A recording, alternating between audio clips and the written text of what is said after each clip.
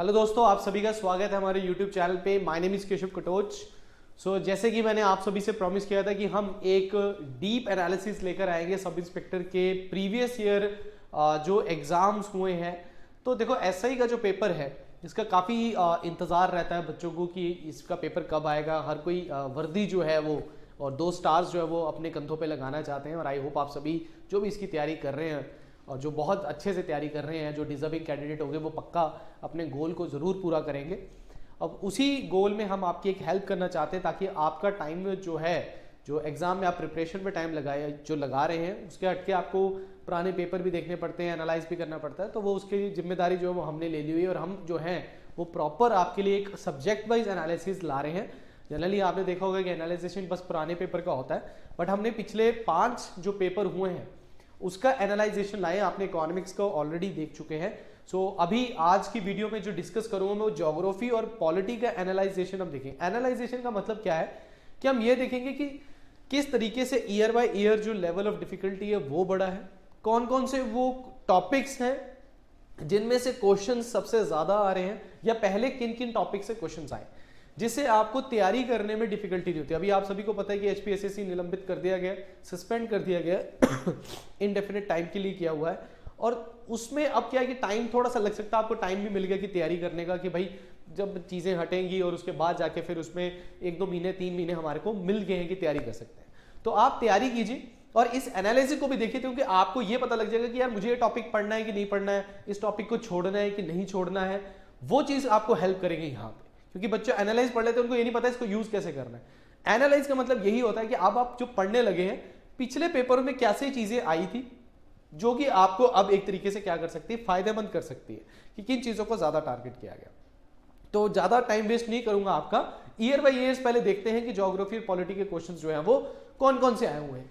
तो सबसे पहले अगर आप देखोगे 2008 का पेपर जो था आपका, 2008 की ज्योग्राफी में आपको रेनफॉल और क्लाइमेट से क्वेश्चन जो है वो आपको आया ही आया था। रेनफॉल का जब मैं आपसे बात कर रहा हूं, रेनफॉल का मतलब होता है कि जब आपसे टाइप ऑफ रेनफॉल के ऊपर भी क्वेश्चन पूछ सकता है। जैसे कि आपसे टाइप्स के ऊपर क्वेश्चन पूछ लेगा, इंडिया में सबसे ज्यादा रेनफॉल कहां होती है, वर्ल्ड में कौन से रीजन में सबसे ज्यादा रेनफॉल होती है, क्लाइमेटिक रीजन कौन कौन से हैं, ट्रॉपिकल रीजन कौन सा है, इक्वेटोरियल रीजन कौन सा है, वहां पे कौन प्रकार की वेजिटेशन पाई जाती है। इस तरीके के क्वेश्चन आपसे पूछे जाएंगे। अर्थक्वेक या फिर आपका डिजास्टर। अब डिजास्टर जब हम पढ़ते हैं तो उसमें हम वोल्केनो मतलब ज्वालामुखी को भी पढ़ते हैं, हम सुनामी को भी पढ़ते हैं, हम एवलांच को भी पढ़ते हैं, हम वाइल्ड फायर को भी पढ़ते हैं, सारे के सारे जितने भी हैं। बट मेन आपका अर्थक्वेक, वोल्केनो और सुनामी है जिससे मैक्सिमम क्वेश्चन आपके पिछले सालों में आए हुए हैं। तो अगर आप अर्थक्वेक के चैप्टर को पढ़ोगे तो अर्थक्वेक में आपको कई सारी चीजें आती हैं। इंडिया के अर्थक्वेक जोन्स के ऊपर आपको क्वेश्चन आ सकता है कि अर्थक्वेक जोन्स जो है वो इंडिया में 5 जोन है, ठीक है, पर टोटल 4 है। 5 आपके कैसे होते हैं, 2, 3, 4 और 5, बट एक्चुअल में आपके 4 ही। ऐसा क्वेश्चन आपका ऑलरेडी भी आ चुका है कि भाई कितने जोन से, तो 4 जोन है और सबसे खतरनाक कौन सा, 5वां। हिमाचल में कौन कौन से जोन है हिमाचल में कौन सा आता है, कितने प्रकार की यहाँ पे वेव्स निकलती हैं, अर्थक्वेक को मापने वाले जैसे रिक्टर स्केल है, तो रिक्टर स्केल ऑलरेडी आया हुआ है कि रिक्टर स्केल जो है वो क्या नापता है, मैग्नीट्यूड नापता है, क्या मापता है, तो मैग्नीट्यूड नापता है। इंटेंसिटी किस पे नापते हैं, ठीक है, मर्कैली स्केल पे आप इंटेंसिटी को नापते हैं। वैसे तरीके से जब मैं बात कर रहा हूं वर्ल्ड मैप की, तो वर्ल्ड मैप से क्वेश्चन जो आपके वो आ रही है, आपकी कंट्री की कैपिटल से क्वेश्चन आ रहे हैं, लोकेशन पूछी जा रही है कहां पे है, कोई लेक पूछी जा रही है वो पूछी जा रही है, डेजर्ट पूछा जा रहा है वो कहां पे है आपका, ठीक है, या मेडिटेरियन सी है तो वो कौन से 2 चीजों को कनेक्ट करता है, या फिर उसके बीच में से कौन सा स्ट्रेट निकलता है, वो वर्ल्ड मैप से आपको क्वेश्चन आ रहे हैं। एग्रीकल्चर से आपको क्या क्वेश्चन आ रहा है कि इंडिया में किस प्रकार का एग्रीकल्चर है, कौन सी फसल कहां पाई जाती है, सबसे ज्यादा राइस कहां होता है, कॉटन कहां होता है, ग्राउंडनट कहां होती है। इस तरीके के क्वेश्चन ये वर्ल्ड के तौर पे भी आ रहे हैं और इंडिया के तौर पे भी आ रहे हैं। और एटमॉस्फेयर से तो बहुत क्वेश्चन आया। एटमॉस्फेयर को याद रख लो, जो एटमॉस्फेयर हमारा वायुमंडल है उसकी परतें, मतलब वायुमंडल की लेयर्स, और उसका कंपोजिशन, मतलब जो उसमें कंपोजिशन में भी खासकर आपको कौन सी चीजें आ रही हैं, गैसेस के ऊपर क्वेश्चन आपको ज्यादा आ रहा है। गैसेस क्या पूछे जा रही है, जैसे नाइट्रोजन सबसे बड़ी, सबसे ज्यादा गैसेस है, सबसे भारी गैस है, सबसे हल्की गैस हाइड्रोजन है, हीलियम है। इस तरह के क्वेश्चन आपको ज्योग्राफी में पूछे जा रहे हैं, ठीक है। ये मैं आगे का भी थोड़ा बता रहा हूं। अब इंडियन पॉलिटी का 2008 में बहुत कम सेक्शन जो है वो आया था। कॉन्स्टिट्यूशन असेंबली से क्वेश्चन आया, कब बनी, पहली मीटिंग कौन हुई, प्रेसिडेंट कौन था, डायरेक्ट क्वेश्चंस आपको यहाँ पे पूछे गए। और basic of Indian polity, basic का मतलब होता है इंडिया क्या है, सोवरियन है, डेमोक्रेटिक है, रिपब्लिक है, क्या है इंडिया, है ना, और हमारा कॉन्स्टिट्यूशन कब बना, इस तरीके के क्वेश्चन होते हैं। पहला कॉन्स्टिट्यूशन असेंबली का प्रेसिडेंट कौन था, इस तरीके के क्वेश्चन जो बेसिक से है। अच्छा बताओ जी फेडरल स्ट्रक्चर कहां पे माना जाता है, इंडिया में कौन से प्रकार का स्ट्रक्चर माना जाता है, इंडिया कॉन्स्टिट्यूशन किस प्रकार का, इस तरीके के क्वेश्चन आपके पूछे गए। अगर आप दूसरे आगे अगर हम बढ़ेंगे तो देखो यहाँ पे सेक्शन एकदम से 2010 का अगर आप पेपर देखोगे तो आप देखोगे कि पॉलिटी के सेक्शंस देखो कितने आगे, कहां पॉलिटी कम थी। अब ज्योग्राफी में क्या है, लॉन्गिट्यूड और लैटिट्यूड से आपको क्वेश्चन आते हैं, अक्षांश और देशांतर से क्वेश्चन आते हैं, प्राइम मेरिडियन या प्राइम मेरिडियन क्या है, इंटरनेशनल डेट लाइन क्या है, इंडिया का इंडियन स्टैंडर्ड टाइम मेरिडियन क्या है। वर्ल्ड मैप से 2 क्वेश्चन आए हुए थे इससे, वही क्वेश्चन जो मैं आपको बताया अभी पीछे की वर्ल्ड मैप से आपको कैपिटल के ऊपर क्वेश्चन आ सकता है, लोकेशन के ऊपर क्वेश्चन आ सकता है, या फिर आपसे ये पूछा जा सकता है जैसे डेट्रॉइट सिटी जो है वो किस लिए फेमस है ना, जापान की टोक्यो किस चीज के लिए फेमस है, ओसाका किस लिए फेमस है, तो वो जगह जो है वो किस चीज के लिए फेमस है, इस तरीके के क्वेश्चन आपसे पूछेंगे।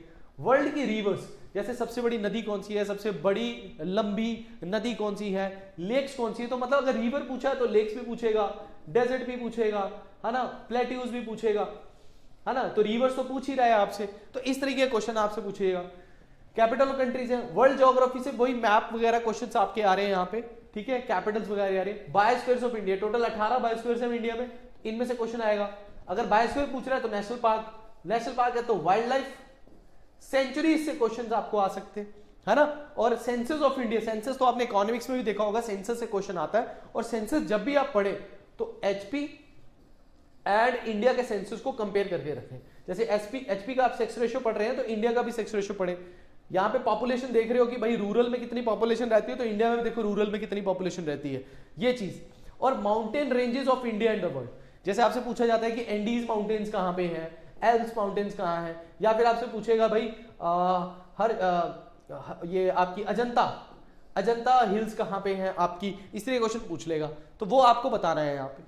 और इधर देखोगे तो इमरजेंसी से क्वेश्चन आया हुआ है आपको, इंडियन पॉलिटी से कितने प्रकार की इमरजेंसी होती है, इंडिया में फर्स्ट टाइम इमरजेंसी कब लगी, या नेशनल इमरजेंसी कब कब लगी है। Finance commission direct question, article कौन सा है, फाइनेंस कमीशन का काम क्या होता है, नेशनल वुमेन कमीशन कब फाउंड हुआ, किस प्रकार की बॉडी है, प्लानिंग कमीशन मतलब आपसे नीति आयोग से रिलेटेड क्वेश्चन भी आपसे पूछेंगे। आपको अगर ये पता लग जाएगा ना कि कहां से क्वेश्चन, ये टॉपिक्स को छोड़ना ही नहीं है आपने।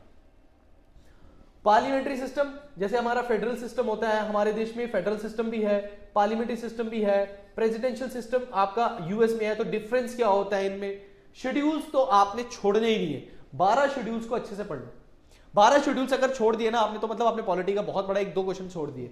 हिस्टोरिकल बैकग्राउंड मतलब जितने भी एक्ट्स ब्रिटिश काल में हुए हैं, गवर्नमेंट ऑफ इंडिया 1935, 1919, फिर 1909 का काउंसिल एक्ट हुआ, 1892 का काउंसिल एक्ट हुआ, 1861 का या 60 का काउंसिल एक्ट हुआ, उसके बाद 1858 का गवर्नमेंट ऑफ इंडिया एक्ट हुआ, वो सारे एक्ट्स आपको यहाँ पे पढ़ने पड़ेंगे। हर एक्ट में क्या क्या स्पेशल हुआ है वो आपको पता लगेगा। पंचायती राज को बिल्कुल नहीं छोड़ना, आगे आप देखोगे पंचायती राज ऐड ही है। पंचायती राज का आर्टिकल क्या है, कौन से अमेंडमेंट में आया, कितनी उम्र होती है इलेक्शन की, कहाँ पे रिजर्वेशन कितनी होती है, तो डायरेक्ट क्वेश्चन आपको पूछे जाएंगे। कैबिनेट कमिटीज जो भी है हमारी कैबिनेट कमिटीज, और कैबिनेट कमेटी के साथ यहाँ पे मैं आपको पार्लियामेंट्री कमिटीज की भी बात कर रहा हूँ। पार्लियामेंट्री कमेटी जैसे public account committee, estimate committee, money bill article 110, इस पे भी आपको मनी बिल क्या होता है, who said the bill is a money bill, जैसे बड़ा सिंपल से क्वेश्चन पूछा जाता है who said the bill is a money bill, वो आपको इस तरीके के क्वेश्चन आएंगे। आरटीआई राइट टू इंफॉर्मेशन के ऊपर क्वेश्चन आ सकता है, राइट टू एजुकेशन जो है, इस तरीके क्वेश्चन। तो ये तो मैंने अभी ये बताया कि इनसे क्वेश्चन इन ईयर में आए हैं, और इससे अनदर क्या क्वेश्चन बन सकते हैं वो भी हमने यहाँ पे डिस्कस करने हैं। उसके बाद अगर आप देखोगे 2015, जब आप 2015 की बात करोगे तो यहां पे देखो ज्योग्राफी से ओजोन के ऊपर क्वेश्चन है। ये आपका ओजोन का क्वेश्चन एटमॉस्फेयर से भी रिलेटेड आता है और आपका ये पोल्यूशन से रिलेटेड भी क्वेश्चन आता है। इंडस्ट्री और रिसोर्सेज बहुत इंपॉर्टेंट है। नेचुरल रिसोर्सेज वर्ल्ड में कौन से कहां है, नेचुरल गैस, जैसे आपको पता है रशिया और यूक्रेन का जब युद्ध हो रहा है तो तब बड़ा इंपॉर्टेंट था कि रशिया जो है सबसे बड़ा नेचुरल गैस का क्या बोलते हैं एक्सपोर्टर है, तो वहीं से हमें पता लगता है कि दुनिया में अगर सबसे ज्यादा नेचुरल गैस कहां है, रशिया में है। तो इस तरीके से वर्ल्ड के रिसोर्सेज, इंडिया के रिसोर्सेज, वर्ल्ड की इंडस्ट्री और इंडिया की इंडस्ट्रीज आपको पढ़नी है। और इसके साथ आपको मिनरल्स भी पढ़ने हैं कि इंडिया में किस प्रकार के मिनरल्स जो है कहां पे मिल रहे हैं। रिफ्ट वैली जियोमॉर्फोलॉजी, मतलब एक क्वेश्चन रिफ्ट वैली से आया था, है ना, और उसमें जियोमॉर्फोलॉजी का ये क्वेश्चन है। तो रिफ्ट वैली, जैसे आपको अभी पूछा जाता है कि नर्मदा रिवर जो है वो एक रिफ्ट वैली से गुजरती है, तो आपसे ये पूछ लेगा भाई रिफ्ट वैली जो है उससे निकलने वाली कौन सी नदी है हमारी, तो आप नर्मदा बोलोगे। मैप ऑफ इंडिया, इंडिया का मैप बहुत जरूरी है, हमारी इंटरनेशनल कंट्रीज जो हमारे साथ साथ लगती हैं, इंडिया के कौन कौन से ट्रॉपिक ऑफ कैंसर किस किस से गुजरता है, इंडिया का स्टैंडर्ड टाइम किस किस स्टेट से गुजरता है, कौन से डिग्री पे है, इंडिया की सबसे बड़ी स्टेट, इंडिया की सबसे छोटी स्टेट, इंडिया की सबसे बड़ी कोस्ट लाइन, तटवर्ती क्षेत्र, वो सारे क्वेश्चन आपके मैप में आ जाते हैं। इंपॉर्टेंट कैनाल जैसे सुएज कैनाल, पनामा कैनाल, कीन कैनाल, इंदिरा गांधी कैनाल जो इंडिया में है, वर्ल्ड मैप से ऑलरेडी मैंने आपको बताया। रिवर्स बहुत इंपॉर्टेंट टॉपिक है, रिवर्स के ऊपर क्वेश्चन आता है, कौन सी रिवर कहाँ से निकलती है, किस रिवर की कौन सी सहायक नदी है। नेचुरल वेजिटेशन, इस प्रकार का पेड़ कहाँ मिलता है। इंटरनेशनल बॉर्डर लाइंस जैसे रेड क्लिफ लाइन, मैकमाहान लाइन, इस तरीके के आपके क्वेश्चन आएंगे। स्ट्रक्चर ऑफ एटमॉस्फेयर ऑलरेडी बता चुका हूँ। ओशंस के ऊपर क्वेश्चन आएगा, बड़ा ओशन कौन सा है, छोटा ओशन कौन सा है, डीपेस्ट ओशन कौन सा है ना, इस तरह के क्वेश्चन। प्लैनेट्स मतलब यूनिवर्स के ऊपर आपको एक क्वेश्चन आ सकता है कि प्लैनेट्स की स्पेशलिटी, कौन सा ईस्ट टू वेस्ट घूमता है, कौन सा आपका नॉर्थ टू साउथ घूमता है, कौन सा ट्विन ऑफ द अर्थ कहा जाता है, अर्थ के नजदीक कौन सा सबसे प्लैनेट है, रेड प्लैनेट किसे कहते हैं, ग्रीन प्लैनेट किसे कहते हैं, ब्लू प्लैनेट किसे कहते हैं, ये चीजें आप कहती है। और लॉन्गिट्यूड लैटिट्यूड तो मैंने आपको ऑलरेडी बताया। तो देखो longitude latitude, structure of atmosphere, world map, map of India और क्या बोलते हैं ओजोन, ये आपको दिखेंगे कि बार बार क्वेश्चन आ रहे हैं। और यहाँ देखो इंडियन पॉलिटिक्स से क्वेश्चन थोड़े कम होंगे। सुप्रीम कोर्ट से आपको क्वेश्चन है, फंडामेंटल राइट से 2 क्वेश्चन, तो फंडामेंटल राइट तो सबसे इंपॉर्टेंट है। फंडामेंटल राइट तो डायरेक्ट क्वेश्चन आता है, आर्टिकल्स के ऊपर सीधा क्वेश्चन आएगा, बताओ ये कौन सा है। सीएजी कंट्रोलर ऑडिटर जनरल के ऊपर, आर्टिकल और उनके काम के ऊपर। प्रेसिडेंट बहुत ज्यादा इंपॉर्टेंट है, क्योंकि प्रेसिडेंट चैप्टर अगर आप लक्ष्मीकांत से भी पढ़ते हो तो आपने देखा होगा कि उसमें बहुत सारे क्वेश्चंस जो हैं वो डायरेक्ट आते हैं। उसकी पावर के ऊपर क्वेश्चन आते हैं, उसके आर्टिकल से क्वेश्चन आते हैं। और पार्लियामेंट, जब मैं पार्लियामेंट की बात कर रहा हूं तो हमेशा ध्यान रखना, पार्लियामेंट में कई सारी चीजें होती हैं। लोकसभा होता है, राज्यसभा होता है, स्पीकर होता है, डिप्टी स्पीकर होता है, मनी बिल होता है, एडजर्नमेंट होता है, ये सारे सेक्शन आपके पार्लियामेंट जब मैंने लिख दिया, 4 क्वेश्चन आए हुए हैं। तो पार्लियामेंट अगर लिख दिया तो इसका मतलब क्या है? इसका मतलब ये है कि भाई पार्लियामेंट तो पूरा का पूरा पढ़ना है हमने, उसमें जितनी स्पीकर के ऊपर क्वेश्चन आएगा तो पार्लियामेंट, मैंने यहां पे अगर स्पीकर के ऊपर क्वेश्चन आया तब भी मैंने आपको पार्लियामेंट लिखा हुआ है, क्योंकि वो आता ही पार्लियामेंट के अंदर है। ठीक है, उसके बाद अगर आप 2018 का पेपर देखोगे तो देखो ऑलमोस्ट बराबर है। अब जो ट्रेंड चल रहा है, आपको कम से कम 20 क्वेश्चन जो है वो ज्योग्राफी के और 20 क्वेश्चन आपको क्या बोलते हैं पॉलिटी के आने वाले, क्योंकि पहले आपका 170 क्वेश्चन आते थे, बहुत पहले तो बहुत कम आते थे, अब 170 आते थे, बट अब कितने आएंगे? 200 क्वेश्चन आएंगे। अब 200 में से आप लगा लो 20-20 तो वेटेज आपकी है, क्योंकि आपको सब्जेक्ट कौन से आने हैं, हिस्ट्री आपको आना है, ज्योग्राफी आना है, इकोनॉमिक्स आना है, पॉलिटी आना है, ठीक है, साइंस आनी है आपको, उसके बाद कंप्यूटर आपको आना है, कुछ क्वेश्चन कंप्यूटर के भी आएंगे, फिर रीजनिंग के भी कुछ क्वेश्चंस आएंगे, आपको इंग्लिश भी आएगी, हिंदी भी आएगी आपको। ठीक है, ठीक है, इसके साथ साथ आपको करंट अफेयर्स का भी सेक्शन जो है वो आपका इंपॉर्टेंट है, वो भी आपका सेक्शन जो है यहाँ पे आएगा। एचपीजीके का सेक्शन भी आपको यहाँ पे आएगा। तो टोटल आपके देख लो यहाँ पे 20-20 क्वेश्चन भी डालोगे तो 200 क्वेश्चन आपके हो जाएंगे। तो उसी में से अब आप ये लगा के चलो कि 20-20 क्वेश्चन तो आपको हर टॉपिक से मोस्टली आप ही आने हैं, एक आधा ऊपर नीचे हो सकता है। अब यहाँ पे देखो important places, reverse, resources, agriculture, canals, ये सॉइल एक नया टॉपिक ऐड हुआ, सेंसस पहले हुआ, एनवायरमेंट, विंड्स, आपको देखो आपको फिजिकल ज्योग्राफी तो आएगी, चाहे आप क्लाइमेटोलॉजी पढ़ो, चाहे आप जियोमॉर्फोलॉजी पढ़ो, चाहे ओशनोग्राफी पढ़ो। लैंडफॉर्म्स आपके जियोमॉर्फोलॉजी में आते हैं, विंड्स आपकी क्लाइमेटोलॉजी में आती है, और ओशियंस आपके ओशनोग्राफी में आते हैं। तो तीनों के तीनों यहीं पर देखो आपके कवर हो गए। तो जो बच्चे सोचते हैं कि सिर्फ इंडियन ज्योग्राफी आएगी, फिजिकल ज्योग्राफी नहीं आएगी, वो तो भाई ये तैयार रखो कि भाई सब कुछ आना है आपको। और पॉलिटी में देखो शेड्यूल्स के ऊपर क्वेश्चन आना ही आना है, फंडामेंटल राइट, जुडिशियल रिव्यू, आपको कई बार मैं क्वेश्चंस कराता हूं तो जुडिशियल रिव्यू तो इतने अच्छे से कराया, basic of Indian polity, parliament से आएगा, प्रेसिडेंट से आएगा, इलेक्शंस, रीऑर्गेनाइजेशन ऑफ स्टेट्स, ये 2 नए टॉपिक यहाँ पे ऐड हो गए। उसके बाद स्टेट लेजिस्लेचर, अगर आप पार्लियामेंट पढ़ते हो तो स्टेट लेजिस्लेचर बड़े आराम से हो जाता है, तो इतनी घबराने की जरूरत नहीं है, ये दोनों साथ में लेके चला करो। और पंचायती राज को पढ़ना ही पढ़ना है। मेरा वीडियो में सिर्फ बताने का ये मतलब, हम एनालाइज कर रहे हैं कि कहां से क्वेश्चन आए हैं और कैसे हमें वही टॉपिक्स को भी पढ़ना है और उन टॉपिक्स को भी पढ़ना है जो बहुत ज्यादा इंपॉर्टेंट है। जैसे पंचायती राज से आने ही आना है, तो क्यों छोड़ना भाई? फंडामेंटल राइट से क्वेश्चन आने आना है, क्यों छोड़ना? शेड्यूल से क्वेश्चन आते ही आता है, क्यों छोड़ना है हमने? पार्लियामेंट से क्वेश्चन आते आते तो क्यों छोड़ना है? तो यहां से क्वेश्चन ऑलरेडी आए हुए हैं तो ये छोड़ने नहीं है। और आपका जो लेटेस्ट पेपर हुआ था 2019 का, उसमें देखो जो चीज बोली गई, रिवर्स कंटिन्यूसली आ रही है, soil, important places, agriculture, capital of countries, reverse of India, ठीक है, winds, landforms, disasters, world map, ocean, atmosphere. कितने क्वेश्चंस आपने देखा जो मैंने पहले बताए हुए हैं, अब वो फिर से आ गए। जिस बच्चे ने पहले से देखा कि ये कोई टॉपिक से क्वेश्चन आ रहा है तो देखो आगे ना वही क्वेश्चन, सिर्फ साइक्लोन एक ऐड हुआ, फिजियोग्राफिक रीजंस के ऊपर ऐड हुआ, तो ये 2 टॉपिक ऐड हुए, बाकी सारे के सारे आपके पिछले पेपर के ही टॉपिक्स जो आपने पढ़े हैं उन्हीं में से क्वेश्चन आ गए। और यहां जब बात करेंगे देखो schedules, fundamental right, constitution assembly, basic, parliament, president, reorganisation state, supreme court, Panchayati Raj, बस ये यूनियन एग्जीक्यूटिव एक ऐड हो गया आपका। बाकी सारे टॉपिक जो है वो पिछले पेपर्स में भी आए हुए हैं। तो यहीं से क्लियर हो जाता है कि हमें तैयारी कैसे करनी है, कौन कौन से टॉपिक से पढ़ना है, कौन सा छोड़ना है, कौन सा नहीं छोड़ना है। ठीक है, एनालिसिस का मतलब यही होता है। अब अगर आप देखोगे तो इंपॉर्टेंट टॉपिक्स ऑफ ज्योग्राफी जो है वो कौन से हैं आपके, जिनको आपने बिल्कुल ही नहीं छोड़ना है, जिनको आप ये कह दो कि सर जी ये वाले टॉपिक जो है वो छोड़ने चाहिए कि नहीं छोड़ने चाहिए, मैं कहूंगा ये वाले टॉपिक तो नहीं छोड़ने। एटमॉस्फेयर का कंपोजिशन एंड स्ट्रक्चर, प्लैनेट्स के हर प्लैनेट के बारे में आपको पढ़ना है, cyclones, tropical cyclone, temperate cyclone, winds, permanent winds कौन सी होती हैं, लोकल विंड्स कौन सी होती है इंडिया की और वर्ल्ड की, ओशियन करंट्स और लेक्स ऑफ द वर्ल्ड आपको इंपॉर्टेंट है, लैंडफॉर्म्स, ग्लेशियर से, रिवर्स से, विंड से कौन कौन से लैंडफॉर्म्स बनते हैं, अर्थक्वेक, सुनामी और वोल्केनो पढ़ना है, रॉक्स और उसके types, physiographic region of India जिसमें हिमालयस को भी पढ़ना है आपने, साउथ के हिल्स को भी पढ़ना है आपने, प्लेट्यूज को भी पढ़ना है, और वेस्टर्न घाट, ईस्टर्न घाट, इन सभी चीजों को पढ़ना है। उसके बाद इंडिया और वर्ल्ड मैप, इंडिया का मैप और वर्ल्ड मैप दोनों एटलस लेकर बैठो, एक एक क्वेश्चन इंपॉर्टेंट होगा इसमें। Reverse of India and the world, industries and minerals और इंडस्ट्री कौन सी, जैसे कॉपर है तो खेतरी में मिलता है ना, राजस्थान में खेतरी जगह जहां पे आपको कॉपर मिलता है, उसी तरीके से आपसे पूछेगा यूरेनियम कहां मिलता है आपको, माइका कहां मिलता है आपको, ये सारी चीजें आपसे पूछेगा। एग्रीकल्चर इंडिया का और नेचुरल वेजिटेशन, किस प्रकार की वेजिटेशन कहां मिलते हैं, important grasslands of the world, जैसे आपका प्रेरीज होता है, पंपास होता है, स्टेपेज होता है, डाउन होता है, वेल्ड होता है, वही आपसे पूछेगा भाई कहां पे है, तो डायरेक्ट आपको आंसर आ जाएगा। नेशनल पार्क्स और बायोस्फीयर रिजर्व्स आपको पढ़ने, लॉन्गिट्यूड और लैटिट्यूड तो मैंने आपको स्टार्टिंग में बताया, ट्रॉपिक ऑफ कैंसर का है, आपसे सिंपल क्वेश्चन पूछ लेगा, बताओ भाई लॉन्गिट्यूड जो है ये वाला ट्रॉपिक ऑफ कैंसर जो है वो इनमें से कौन सी कंट्री में से नहीं गुजरता।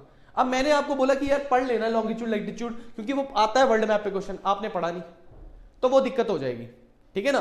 तो वो चीजें आपने सारी यहां पे कवर करनी है। ये मैंने इंपॉर्टेंट टॉपिक्स अपने हिसाब से निकाले हैं, पुराने पेपर निकाले, उन सबसे एनालाइज करके ये इंपॉर्टेंट टॉपिक्स है।